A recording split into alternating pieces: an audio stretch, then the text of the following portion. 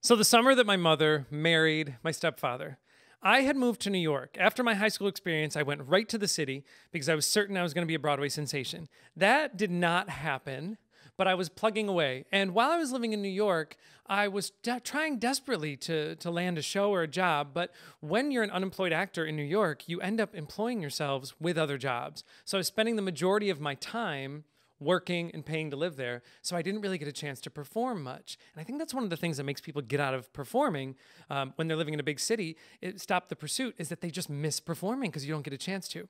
So my mother calls me, and she'd been dating a very nice gentleman after my parents divorced, and she called me and said, "I'm getting married, and I'd like you to sing at my wedding." Now let me explain something to you. When you ask a performer, especially a frustrated performer, to sing, we don't generally hear any of the words that come after "I would like you to sing."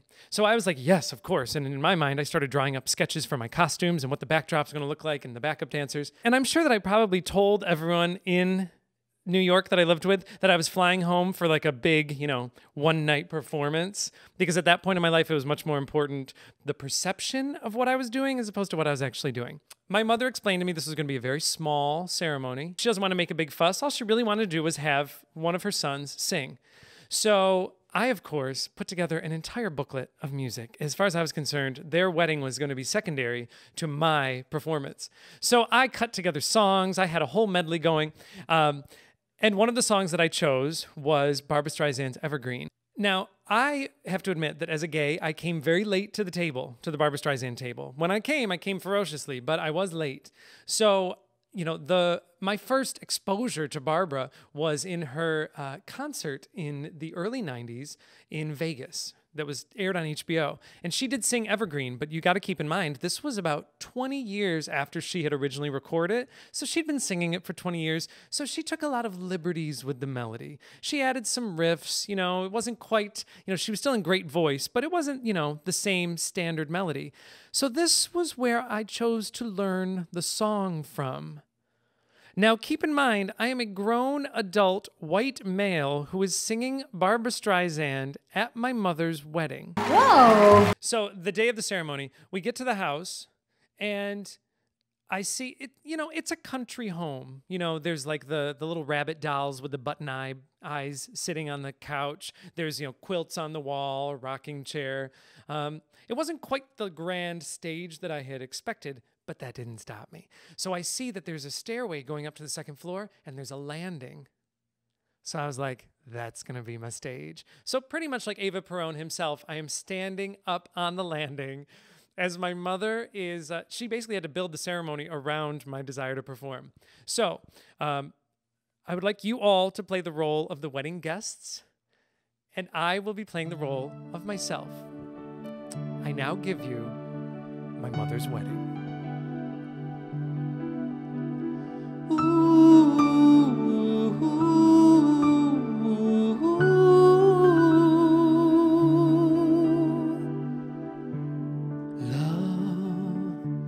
Soft as an easy chair,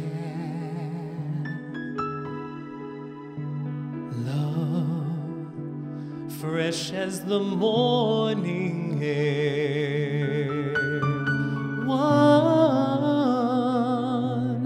love that is shared by two, I have found with you.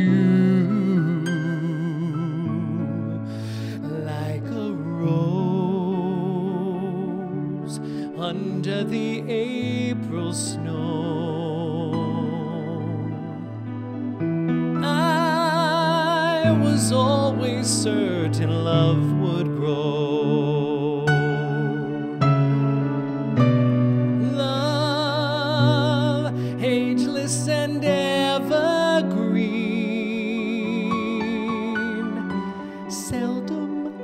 seldom seen by two. You and I will make each night a first. Every day of beginning.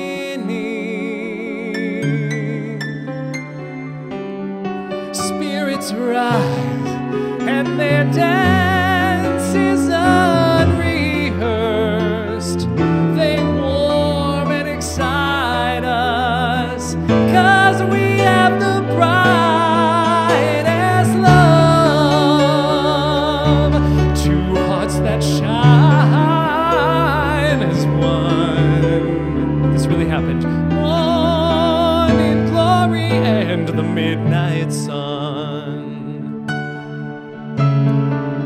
Time we've learned to sail above. Time won't change the meaning of one love, ageless and ever.